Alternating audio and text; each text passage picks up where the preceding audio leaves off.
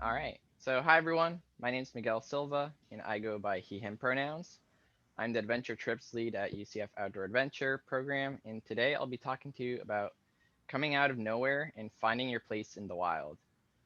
What we're going to talk about is kind of that first steps of finding and building your dreams, setting your goals, and then being able to live your dream life and live your passions. So as I begin this talk today, I'm going to say something that's going to sound pretty shocking. So just be patient, bear with me. It'll make sense. All right. So, all right. Uh, so stop chasing your dreams. Stop running behind something that seemingly moves away faster and faster by the day. Stop pushing away that dream more and more, consequently making you run faster. Stop making it impossible to reach them, because as you chase faster and faster, your dreams will still evade you. Stop living in the I wish and the someday I might. Take a minute to pause. Think about what dreams you would like to accomplish. Saying that your dream, saying that you chase your dream implies that they are slipping away from you, but that's not what should happen. So now, instead of chasing those dreams as they escape your grasp, begin to make them happen. Start building your dreams instead of running. Start making things happen to achieve your many goals. Begin to live your dream. I know it sounds strange, I know it sounds tough, but I promise you, once you stop chasing after that thought of someday and start living in the now and today, your dreams will begin to happen. So throughout this talk, we'll cover how to build those dreams from the bottom up. I'll start by talking about experience in the outdoor industry and segue into what I've learned about leadership. Um, Go through how to set your goals and finally understanding your passions and being able to live your dreams. So today I am a student at UCF's Adventure Trip program. However, even just a year ago, I didn't think I would be. Something has changed throughout my life and has been to actually embrace that feeling of discomfort from facing new challenges and experiences. It's a long road, but a rewarding one. So, although I've always loved the outdoors and recreating outside, I've never really been introduced to that field of proper outdoor recreation until after transferring to UCF. And yeah, I liked hiking, biking, kayaking, but for example, I've never led other people outside. I've never been camping. All my times outdoors have really just been me by myself alone. Regardless, I applied for a trip leader position because I still love the outdoors, and so I got in. And all the while, I'm studying for my bachelor's degree in conservation biology. Just like most students, this degree is the key to my end goals, whatever that may be. So, I was hired at the beginning of last spring, but we all know what happened then. Through COVID times and as people graduate, we have seen quite a few trip leaders leave. So eventually, time came for our adventure trips lead to graduate as well, and someone had to fill that role. So last fall, only having been in the program for less than a year really, and although I didn't have much much experience as the veteran staff, I still applied. I was fortunate to have this opportunity, but I did wrestle with the idea for a while before even applying. Like I don't have the time, the preparation, or the skills I would think. I'd be lying if I said I never had those thoughts again. But I embraced the challenge, decided that I wanted to better myself and grow from being that shy kid that always stayed in the back to taking that step and gaining confidence and experiencing becoming a leader and managing a team. Certainly, as I'm only 23 years old, I don't intend this to be it. This is not my end goal. I'm not done. I have more goals that I want to further my studies, become a PhD researcher, work in conservation, be an activist for what I believe in. But although I never thought of it 2 years ago, now I don't want to leave outdoor recreation either, and I don't intend on it. Um, I assure you that as everyone reaches their goal, they start making new ones. They try to further themselves in their career. And although I have plenty ahead of me, I can still look back and think of myself, wow, kid, you've come a long way.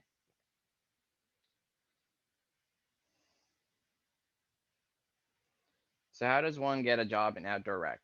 How does one move up from being a trip leader to managing other trip leaders? How does one move up even further than here? How can you reach your goals, build up your dreams? Let's talk about that.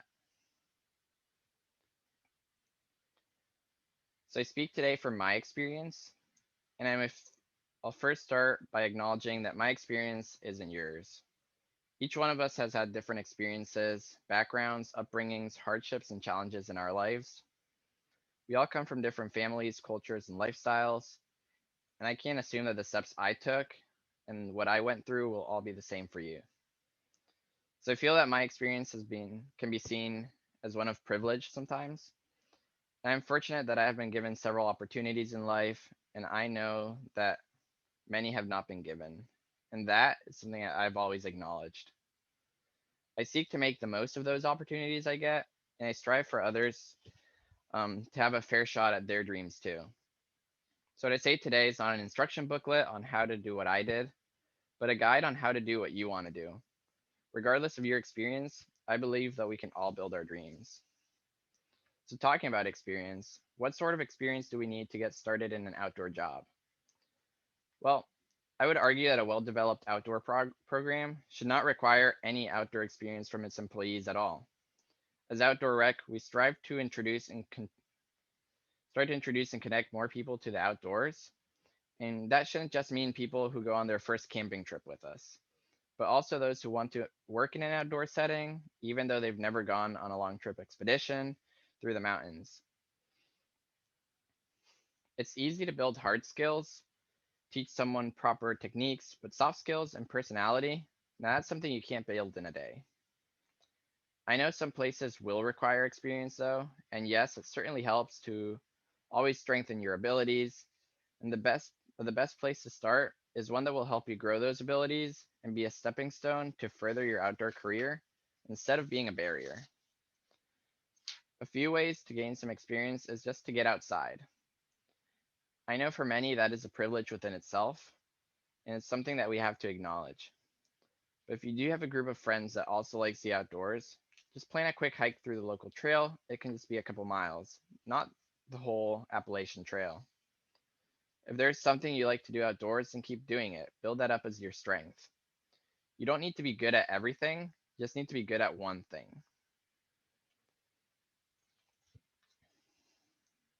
If you're good at just that one thing, then seek to become even better. Champion your strengths. Everything else will come in time. Look for opportunities around where you live or your campus to recreate outside in any way. You can camp for free at many like state and national forests, other public lands. Doing just like a very quick search, I found that there's a family in St. Petersburg that offers free kayak rentals to anyone that just wants to come by. Um, and then we also have free kayak rentals at UCF, and I'm sure there are many other opportunities like this around the state for easy access for people to just go outdoors, recreate, have a good time. Now, as I said, lack of experience shouldn't be that thing stopping you from applying to a job. And at least in the outdoors, experience is something that you might be able to gain real quickly if you want to. Experience does help for one thing in particular, though, building your confidence, gaining trust in yourself, and losing the fears and doubts about if you're capable of doing a job and thinking, what if you're not good enough? And yes, more advanced jobs will require a certain level of experience. But at the end of the day, still remember, they aren't only hiring those 100 hours of whitewater kayaking or the 2 weeks on the backpacking trip. At the end of the day, they're hiring you, and that's what matters the most. You are more than enough. You're the best you there will ever be, and that's the most valuable thing. When I talked to our director about why I was promoted to this job, even though I was so new, the thing she said that struck me was, we can teach you all the difficult tasks, the logistics of the job, but we can't teach you to be yourself and we saw so much in your personality. So at the end of the day, it isn't just about which hard skills you have, it's about what's inside of you, what makes you unique, what makes you you. That's what matters. So as you begin to move up in different outdoor rec positions, something you will have to develop though is leadership. And it sounds scary, I know. For some people, stepping into a leadership role is as natural as putting a shirt on in the morning. But for others, this role doesn't come naturally, and you must build it over time. So here's what I've learned about this though. Finding your leadership style, your role in the workplace is a key step into understanding yourself and how you want to work. Um, there are many great resources on this, such as online quizzes, explanations about leadership styles, as well as countless books, podcasts on becoming a good leader that you could find throughout stores and online. The one that many recommend to start with for the outdoors, and it's one that I'm in the process of reading right now, is Outdoor Leadership by John Graham. And I've heard from many that it's a great starting and stepping stone into other books about leadership. Um, Unlike other general leadership books, this one is a bit more tailored towards what you might encounter and be familiar with in the outdoors. Uh, but many other leadership books will also be helpful. As well, the resources from the National Outdoors Leadership School, or NOLS, has um, they're great. They have a ton of online resources I recommend looking at. So I'm gonna go ahead and drop a few of those in the chat as well. Um, and so there's gonna be like a leadership quiz you can check out later, and some other resources. Unlike knowing like what recliner, if you're recliner or rocking chair from a BuzzFeed quiz, this quiz is actually going to be valuable to your career later on.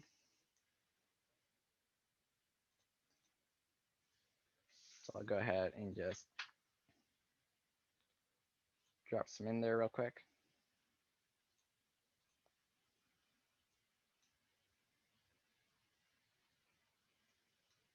Hmm.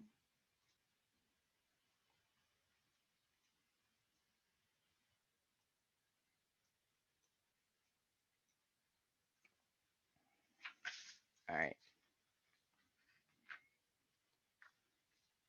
So also in the chat, there is an article about different leadership roles. This might even be more valuable than just understanding your style. You can understand what your role might be in your current workplace, whether or where you would want to go. There's never only one leader in outdoor recreation, and ideally, everyone could be a leader in their own right. So as Noel seeks to teach, leadership is something that is learned and developed, not just an innate thing you're born with. So there's many roles where you can be leaders. The most obvious role is the designated leader, that person that was set in place to lead. Be your supervisor, your program director, but it could also even be you as you're in charge of a trip or an activity. This person holds the explicit responsibility over the group, just as important as that designated leader though, we also need peer leaders. This just means a good team player and support the other people. And this is just as important for a great team.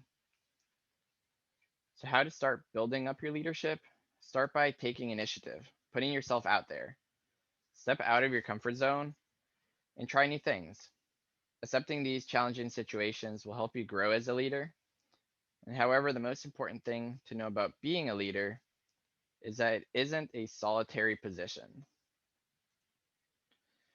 So you'll be working with other people, some who agree with you and some who don't, some that will have different perspectives and ideas, as well as people that will hold you accountable and help keep you on that right path.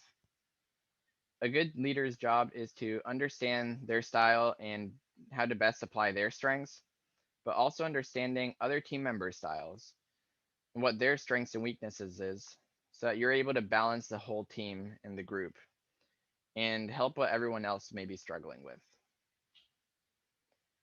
Working with other people brings us to a major issue that comes a lot this day. but it's very prevalent in the outdoors as a whole. That is diversity and inclusivity. It's important to acknowledge that the outdoors is predominantly dominated by people that identify as white men. I understand that although I am Hispanic, a lot of personal experiences have still been influenced by privilege, and that's something I acknowledge. Um, I know that there are many that do not feel represented by who they often see in the outdoors. Thankfully, these spaces are becoming more diverse every day, and many campus programs are working on just that. Justice, equity, diversity, and inclusion is a pretty large topic within itself. We could spend hours and hours and hours just talking about it. You can ask Patrick. But so I won't delve deep into it. Now that I know, but know that it's important for any good workplace. As our GA says all the time, different perspectives will always bring value to a team, a work environment, and a program. New people in a program bring new ideas, and those are needed to keep programs relevant and evolving to be better for all. Don't be discouraged if you don't think you fit the archetype of the outdoor person that you might have seen growing up in the media. You're different than them, and that is a good thing. Every team has so much to gain from bringing in different people from diverse backgrounds. Don't be discouraged of applying to somewhere you want to be because you feel you won't fit in, because really, great employers want to diversify. They're not looking to have a team made up of 20 people that think the same thing and come from the same background. The future in outdoor recreation and the world should be intersectional. We strive to build an environment where cultures, ideas, backgrounds intersect, and where everyone is provided an equitable opportunity to further their goals together. So if you feel like you don't fit into that archetype, you feel different from the rest, then take that, champion that as your strength. You're gonna bring new ideas and maybe even better ideas to a program that no one else might have thought of those things. So speaking of goals, let's circle back to how we started this presentation. Talking about building your dreams. To do this, we must be able to set goals that we know are possible. Hopefully, many of you have heard about SMART goals. Developed by George Doran, a corporate management consultant, SMART goals stand for goals that are specific, measurable, achievable, realistic, and time oriented. We need to set out goals to be specific enough that we can understand when we've actually reached them, and there needs to be some mechanism we could use to measure and track our progress. As well, the goals need to be realistic and reachable. It would be pointless for us to have a goal such as making $1 billion in a year, wanting to get in shape from one day to another, or hiking 2,000 miles in a day. So we must understand that goals take time, and it's pointless for us to dedicate our effort in a goal we know we wouldn't be able to accomplish if it's not set up correctly. Similarly, those goals must be time oriented, and this takes us back to living in that someday limbo. Goals don't happen someday. We must set real deadlines for when and for when to make them happen. So real quick, we're going to do a quick activity. We'll drop a link in the chat for a Jamboard. And so once you open that link, you're going to come up to a page that looks just like this. Before writing anything there, I just want you to take a minute to think about all the things you did this week. And you can write those on a personal piece of paper if you want, but just go ahead and think about those. And then we'll be using the sticky note feature. So that's the little button I've circled there. That's what we're going to use for this activity. So in case you weren't familiar with Jamboard, I hope you are a little bit now. All right, so I'll stop sharing this real quick. And here is that Jamboard link in the chat.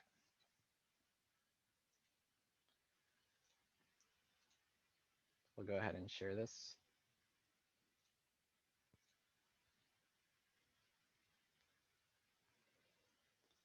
And is everyone able to get in fine?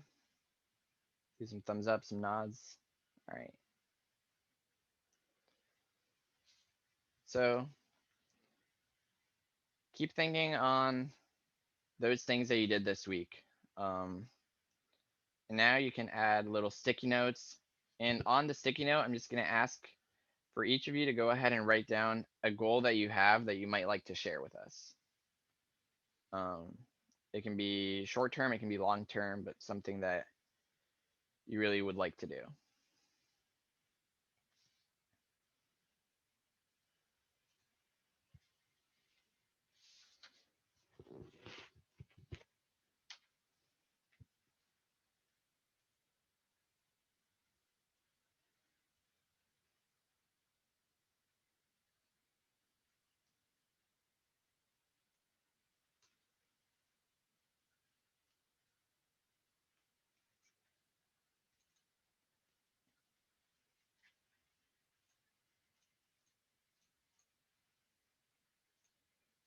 All right.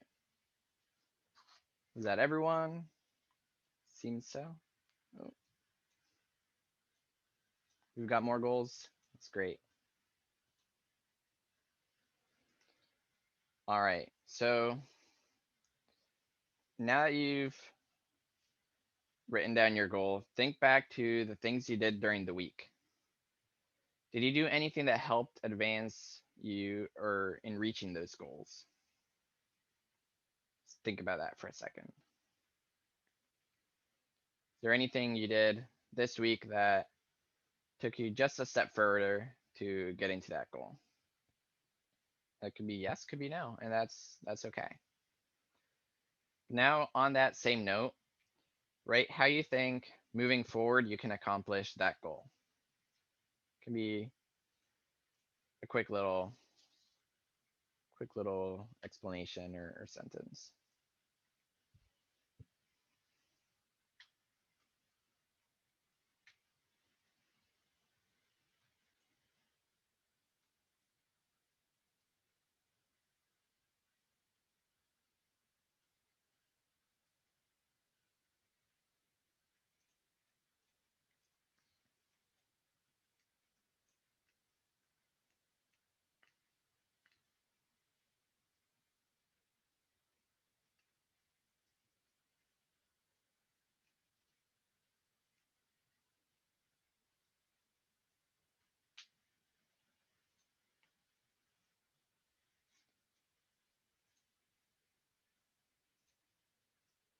All right, so you can put that explanation next to your sticky note if you want.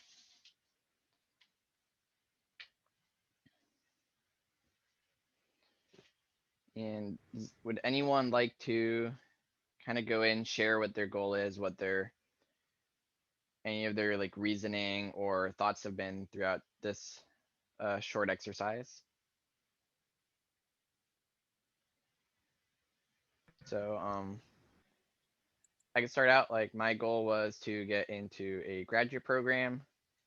And how do we like begin to accomplish that goal? Well, first I would have to like start searching for different grad programs offered around the country. That's like that first stepping stone. And then after that, then apply. But I see other great ones here.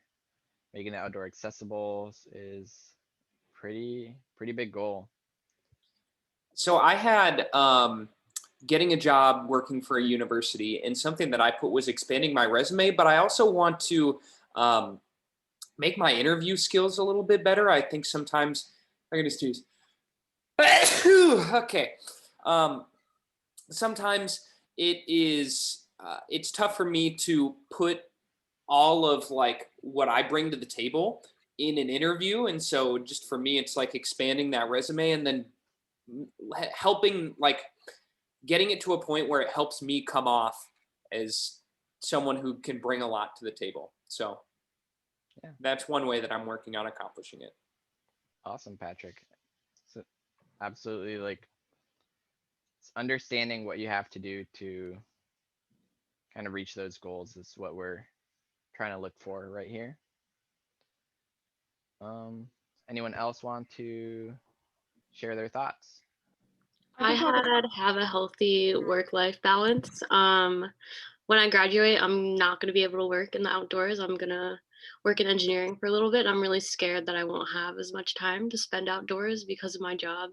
But with that, when I do apply for jobs, I think it's really important to like ask questions along the lines of like the employers like what their work life balance is so I can kind of get an idea if that's where I really want to work and to be picky about the job I do decide to choose.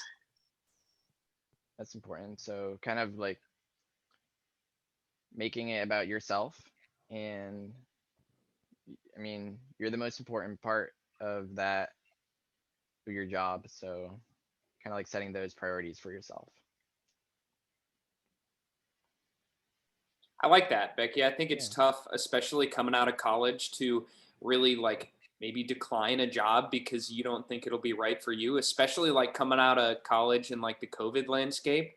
It's going to be tough to set those boundaries for yourself, like Miguel said. And so, yeah, I think that's a tough goal, but completely achievable for you. So I like that one.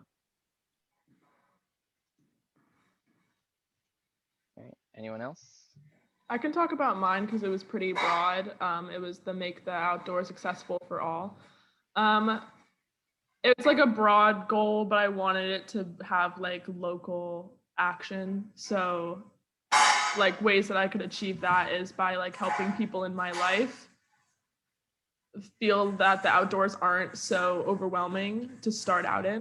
Um, so like helping them plan their own trips or giving them resources to do it on their own. So I'm not like over explaining anything because never want to be mansplaining to people.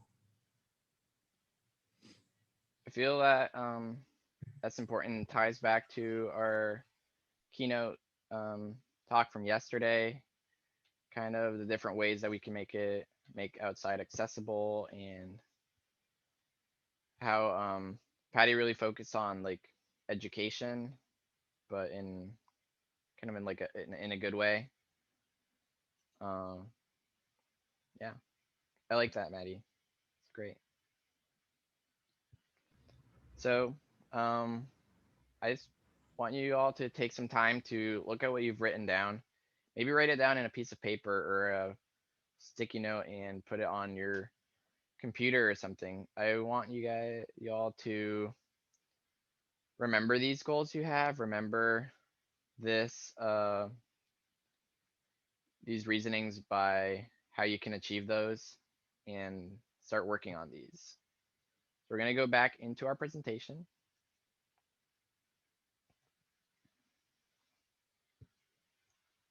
All right.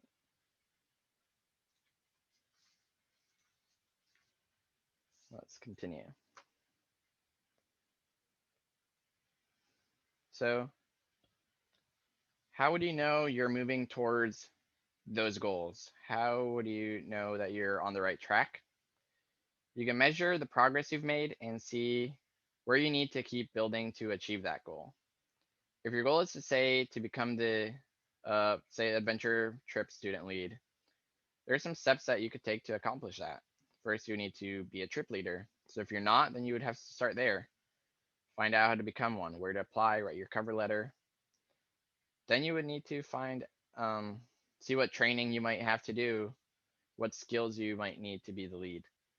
Then maybe going on a few trips, understanding how the job operates, and then apply. But even though that sounds straightforward, it's detailed in a bunch of steps, it's not always as easy as just writing it down. But yeah, every goal should be able to be separated in smaller steps, just like a to-do list, and how to get to like a to-do list of how to get to where you want to be. You can't just skip any steps, expect everything to work out. And so this is a way that you can measure and track your goal progress. And then what happens if we don't know where to start or we haven't clearly defined our goals? Well, don't be afraid to ask for help. Reach out to friends, families, or your teammates. Ask questions. Remember, different people have different ideas and different perspectives. We're here to help each other out and to push each other to grow and to be better. How can we push ourselves to reach our goals? Well, for one, we can start slow. We won't climb the Everest tomorrow if you've never scaled a hill. So slowly we must build up our skills and our strengths, our courage to achieve the goals we have set out to do. Something else that helps us push towards our goals is motivation. And if there's someone or something that helps motivate you, that will make it easier for you to achieve those goals. So find those things that motivate you, that drive you, and that there is where you should be setting those goals. Align your goals with your passion. What is your passion, you might think? It's something that compels you, that burns you in an intense desire or enthusiasm. Passion is what will keep you building your goals and your dreams. It's the fuel that will keep you chugging and pushing forward. But finding a passion might be tough, and it can be easier said than done. Likewise, passions can change and evolve as you go. So I'll talk a little bit about my passions. It started with wildlife conservation. As a biology major, this is where I focus my goals towards. Topics such as climate and environmental changes are what give me my energy to keep working and fighting for a better future. As well, my passions have built upon themselves, and other topics like environmental justice also drive me. My goals are to become a biology researcher and an activist for these causes, but also to continue this newfound love for outdoor recreation that has generated new passions in me as well. So as I continue to grow, I merge and blend these passions together. And all in all, whether a biologist or a trip leader, I want to be outside. So I will do that. So I will do what I can to protect the outdoors and share with others my love for it. And that, that is my passion. And so with that, I can set a clear path for what I want my future to look like. And so can you. So we'll do one more exercise to help you discover your passion. Let's go back to that web board. I'll drop that link in the chat again. If not, it should be the last link. Let's stop sharing this.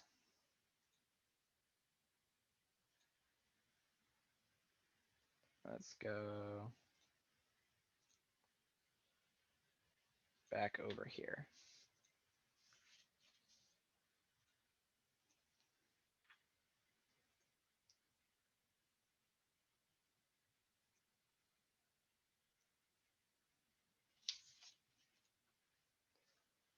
So now I want you all to write what you think you're passionate about.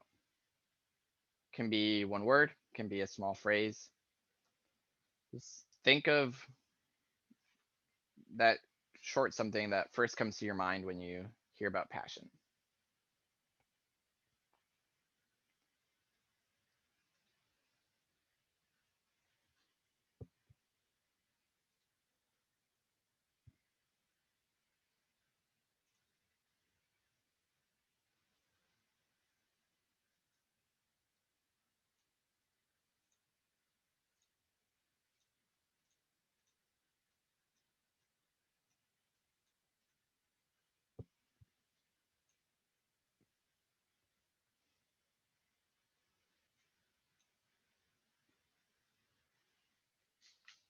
All right, I'll wait for a few more sticky notes, a few more passions. If you're not sure, that's okay. Just maybe the first thing that comes to your mind. Something you like to do, something that you feel motivated by.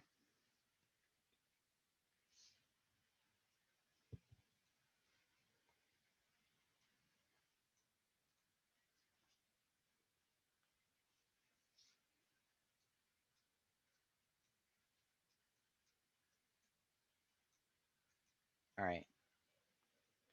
So now now you're gonna write why you're passionate about that. Don't have to elaborate too much, just simple why. Maybe put it right under your sticky note.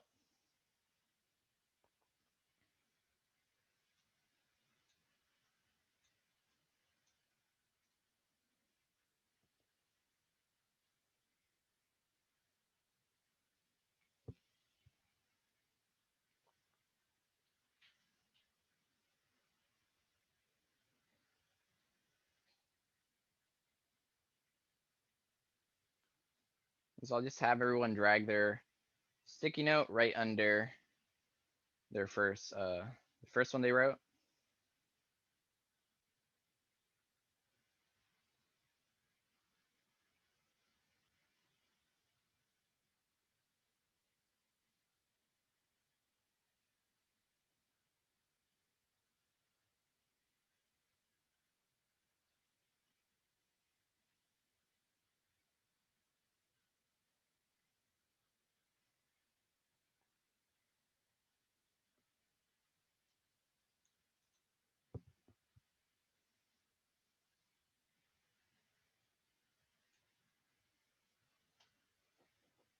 All right, so give maybe 1 more minute for everyone to gather those thoughts.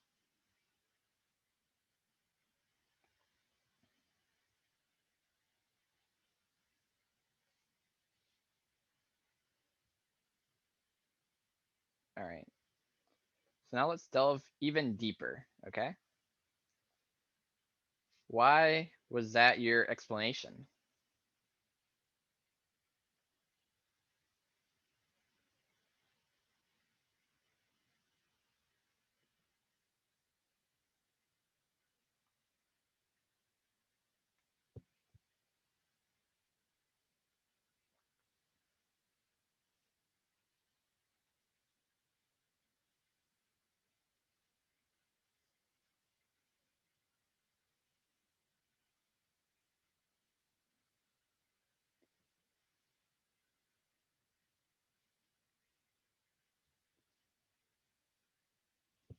I can share. Yeah. So two of mine were environmental justice and wildlife, and I think two of the reasons why I put my answers is because there are problems that like I could identify with each, and I feel that I should do my part to resolve them. And then why do you feel like, why do you feel you should do that? Why do you feel you should do a part to resolve that? Just because it gives everyone, or I want to give everyone like the benefits of the outdoors and the environment and protect it. So there you go. That right there, that last one, that's your passion. And all this other things we've wrote is working our way into finding that passion, into finding that true meaning behind what we want to do. If anyone else wants to share them, that's great. But I really want you all to take a good look at what you've written and save that. Maybe take a picture of it, write it on a paper. I really want you to save what you wrote. Um, this quick experiment of going deeper and deeper to find the root causes and finding what's hidden beyond your first thoughts. Um, your first thoughts that come to mind. This helps you like analyze and understand the why of what you want to do. And you could keep going deeper and deeper. The activity is called the 5 whys. So there's still 2 more whys to be done. And you can just keep going deeper and deeper and deeper to finding the true meaning of everything you stand for. Anyone else want to share any thoughts before we go back to presentation?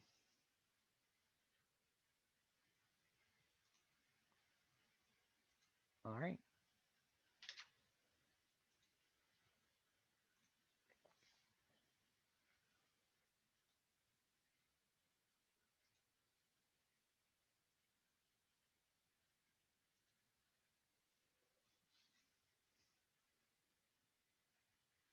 All right. So that's about passions. Build your dreams on a purpose. Set your goals on that path, right? You'll find so much reward and satisfaction. What drives you? What thoughts and ideas keep you up at night? What is that you enjoy doing? That is where you should set your goals. That is your place. You should be in it. I guarantee you that until you're truly passionate about what you do, you won't be saying at the end of each day that you love your job and what you do. But the end goal should be for everyone to love what they do. Being passionate about what you do means that at the end of the day, success will be measured in your happiness and not by how much you make or whatever your job position is. Whatever it is you're dreaming about right now, whatever goals you have set for yourself, whatever career you want to focus in, make sure it'll make you happy. Your passions will give you your dreams purpose, and your goals will help make them a reality. So, what are you waiting for? Will you keep running, chasing behind something that slips away? Or will you start building? The choice is yours to be who you want to be. So, get out and be that person, because I believe in you. So, real quick, there's just my information in case anyone would like to reach me for any further comments or questions. And then also, before we go and head out today, I'm going to leave you with both of these quotes. I couldn't really pick which one I wanted to send you off with, so I'm going to do both. But I feel they both work together and tie into the presentation. That first one, be free and live life fully. And also fear the fear and do it anyway. As Patagonia said yesterday, be you, take a gamble in yourself, and truly know who you are and what you stand for and live that way. And yeah, it's going to be tough. It's going to be difficult, but it's going to be rewarding in the end. So that's it from me. If anyone has any questions, I'd love to hear it. If you want to talk a bit more, we still have some time before any of the next sessions. So yeah, thank you all for listening, being very attentive, and really putting thought into those activities as well. I hope you all learned something, came out a little bit more inspired, and are ready to kind of go out at the world.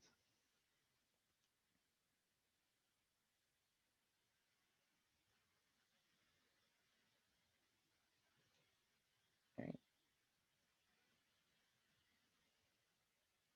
Okay, so I see there's a question in the chat from Maddie. So Maddie says, what was your most rewarding outdoor experience? That's a good question. So I think I could say my most rewarding outdoor experience was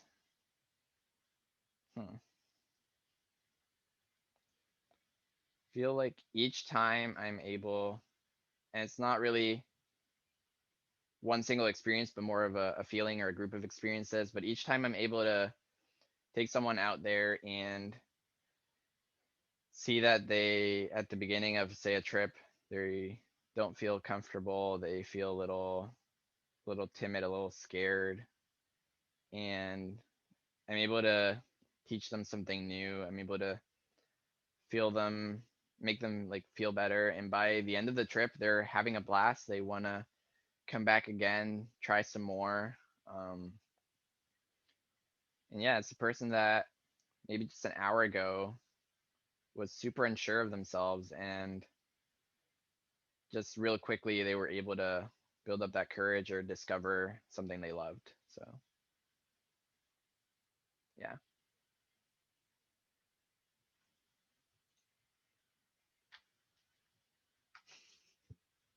Thank you, thank you. It's a Target shirt. But any more questions? All right, so I mean, we do have Patrick here.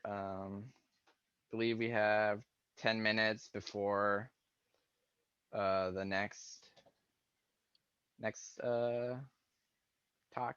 So Yeah, sorry, I had to hop over. Was there a question? nope, we're done. I was just waiting to see if anyone else had any comments, questions, but I think we're all good. Cool. I think you did a great job, Miguel. I really liked the part about